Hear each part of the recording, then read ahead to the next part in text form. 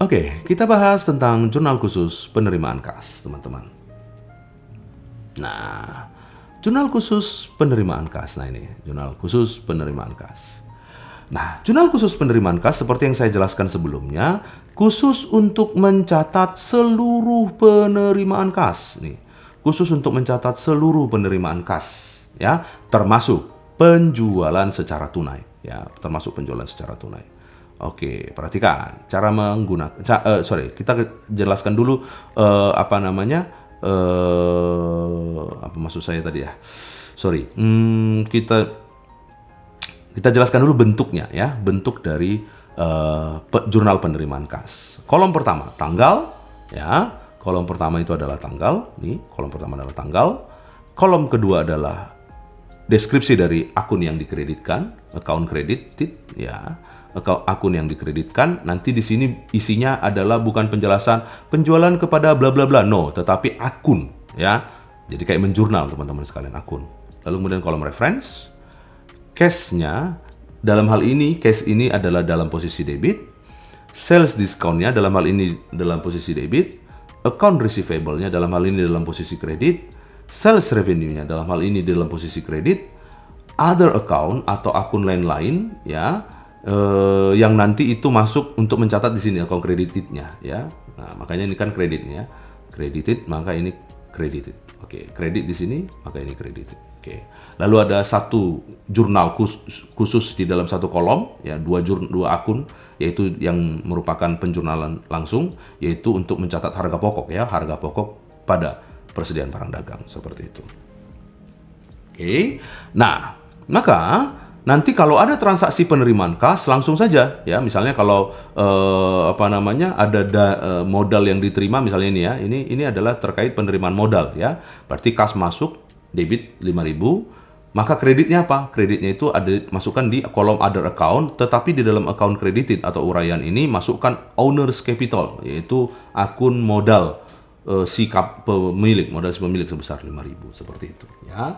Jadi memang agak tricky, ya, nanti penggunaannya. Nah, maka kemudian nanti misalnya ini, ya, saya jelaskan satu-satu nih jurnalnya, ya. Misalnya nih, the account melakukan investasi Rp5.000 ke dalam bisnis, maka owner's capital, maka yang kita isi adalah akun kas. Oke, akun kas 5.000. Lalu other account 5.000, tetapi di account creditednya ini masukkan owner's capital, ya, owner's capital atau modal dari pemilik atau modal si Carnes. Caranya berarti selesai itu jurnalnya. Oke, selesai jurnalnya. Lalu bagaimana mempostingnya, Pak? Postingnya itu adalah kamu tidak perlu posting dulu kasnya, ya. Kenapa? Nanti kasnya ini akan diposting di akhir bulan ketika sudah penuh aktivitas transaksi 1 bulan yang ada di sini, bulan Mei. Tetapi owner's capitalnya harus kamu posting. Owner's capital, cari akun owner's capital nih, ya, 5.000, nomor 301 masukkan ke referensinya, di general ledger masukkan cash receive 1, ya, yaitu akun dari jurnal penerimaan kas, ya, data dari jurnal penerimaan kas. Seperti itu kira-kira. Baru yang kedua, tanggal 7.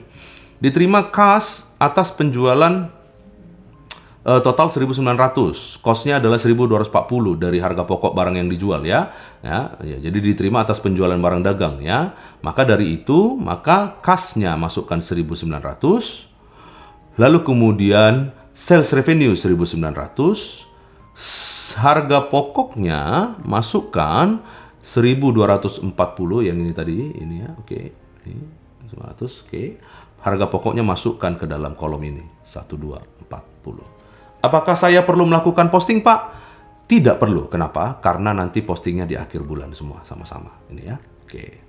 Tidak perlu. Ini juga di akhir bulan. Oke, next, tanggal 10. Diterima cek sebesar 10.388 dari Abbott Sister dalam konteks pembayaran atas invoice nomor 101 untuk penerimaan penjualan, ya, 10.600 dikurangi 2% diskon. Nah, maka 10.388 ini itu adalah penerimaan dikurangi diskon. Maka cara mencatatnya apa? Tanggalnya masukkan. Nah, yang tadi juga tanggalnya jangan lupa, ya, teman-teman, saya tadi miss, ya. Tanggalnya masukkan. Karena ini adalah penerimaan atas piutang yang ada, maka account kreditnya harus diisi atas siapa pemberi pembayarannya, si Ebert. Oke. Kas 10388 atas piutang 10600 yang ini tadi ya. Perhatikan di sini ya. 10600, penerimaannya 10388. Kenapa? Karena ada 2% diskon. Maka diskonnya juga harus kita isi sebesar 212. Oke.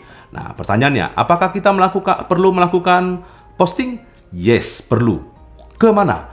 Ke buku besar pembantu. Siapa? Si Ebert Sister. Maka berapa yang ada di sini, yaitu piutang si Ebert Sister nih, piutangnya saja ya, jangan cashnya, piutangnya 10.600 kreditkan ke si Ebert yang ini 10.600, si Ebert Sister 10.600, di sini beri tanda checklist, di sini beri cash receipt 1 seperti itu. Oke? Next, tanggal 12. Cash sales of merchandise total 2.600. Ya, dilakukan penjualan barang dagang secara tunai sebesar 2.600. Harga pokoknya 1.690, jadi penjualan tunai. Sama seperti tanggal 7 tadi ya. Tanggal ininya kosongkan saja. Oke, sama sini ya, kosong juga. Oke. Lalu cash 2.600 di debit dan sales revenue 2.600, lalu isi kolom harga pokok. Cost of goods sold atau harga pokok penjualan pada presiden barang dagang 1.690. Apakah ada yang perlu diposting? Tidak perlu ada yang diposting seperti itu. Next, tanggal 17, Babson. Diterima pembayaran dari Babson 11.123 atas penjualan yang nilainya sebenarnya sebesar 11.350, tetapi diterima pembayaran 11.123 karena ada diskon sebesar 2%. Maka cara mencatatnya adalah Babson. Oke. Tanggalnya dulu, lalu Babson. Cash-nya diterima 11.123. Account receivable-nya 11.350. Kenapa? Karena ada diskon 227. Jadi tinggal ngisi ya. Kalian nggak perlu ngulang-ngulang nama jurnalnya lagi ya. Jadi inilah manfaatnya si teman-teman, si jurnal khusus atau sistem informasi akuntansi, di mana kita sudah merubah tampilan jurnal menjadi tampilan yang lebih mudah untuk bisa atau lebih efisien untuk digunakan, sehingga kita hanya menulis angkanya saja. Angka-angka yang diperlukan saja. Tidak perlu menulis akun berulang-ulang lagi. Jadi nggak efektif tuh kerjanya ya. Nah, lalu tanggal 22 diterima kas karena kita menerbitkan note atau wesel ya, wesel bayar. Maka karena kita menerbitkan note atau wesel bayar, maka tanggalnya masukkan, kasnya diterima 6.000, ada account-nya, tuliskan notes payable atau hutang wesel ya, hutang wesel. Nah, pertanyaannya, apakah ada yang perlu diposting, Pak? Nah, ada, yaitu apa? Bukan kasnya, tetapi notes payable-nya ini. Notes payable ini cari akunnya, notes payable, kreditkan, karena ini kan credited ya, kredit, other account. Oke. Kemudian masukkan di reference-nya 200, nomor akun dari notes payable itu, masukkan di buku besar notes payable atau wesel bayar, itu adalah cash receipt 1 seperti itu. Oke. Yang kemudian tanggal 23. Kersen, ini juga adalah penerimaan pembayaran ya. Tadinya nilainya 7.800, karena ada diskon 2%, maka yang diterima 7.644 sama. Lihat sini ya. Tanggalnya, nama customernya 7.644, kas yang diterima, piutangnya sebenarnya 7.800, dikurangi diskon 156, maka kita pindahkan ke Kersen, credited ya 7.800. Beri checklist di kolom reference, di sini beri cash receipt jurnal 1. Oke. Sama dengan Delico. Delico juga seperti itu, diterima pembayaran 9114 ya. Atas piutang 9.300 dikurang diskon 2%, maka kas yang diterima hanya 9114, oke, 9114, dan piutangnya 9.300, 186 diskonnya. Cari buku pembantu daily 9.300 di kredit, sisanya jadi 2120. Checklistkan kalau sudah diposting ya. Checklistkan kalau sudah diposting di kolom buku besar pembantu referensinya Delico, itu cash receipt journal 1. Nah, maka selesai transaksi di dalam 1 bulan itu, berarti sekarang kita memposting seluruh jumlah akun yang ada di kolom-kolom ya, yang ada di kolom. Misalnya cash. Cashnya total adalah 53769, diposting ke akun kas nih 53679.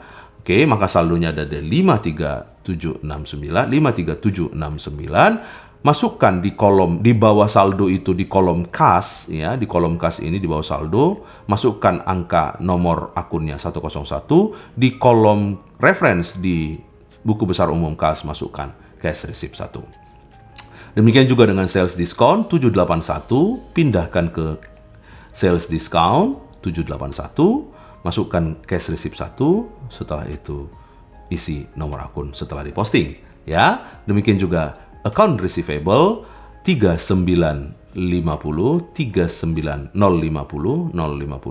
oke, postingnya sudah selesai, maka 112 cash receipt 1.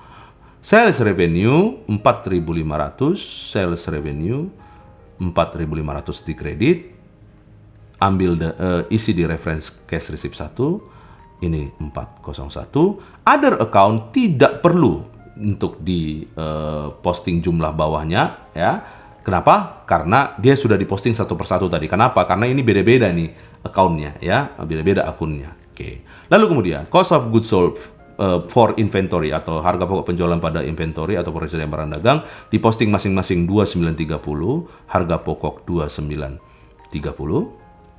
Oke, di debit, ambil isi kolom referensinya cash receipt, lalu kemudian inventory di kredit 2930, ambil dari cash receipt-nya, ambil isi referensinya dari cash receipt 1, kemudian cost of goods sold dan inventory, masukkan nomor akunnya 505 dan 120 di kolomnya jurnal penerimaan kas. Seperti itu teman-teman.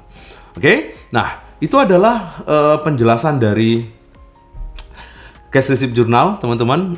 Cukup jelimet, tapi sebenarnya ini lebih mudah ya. Cukup jelimet, ini lebih mudah.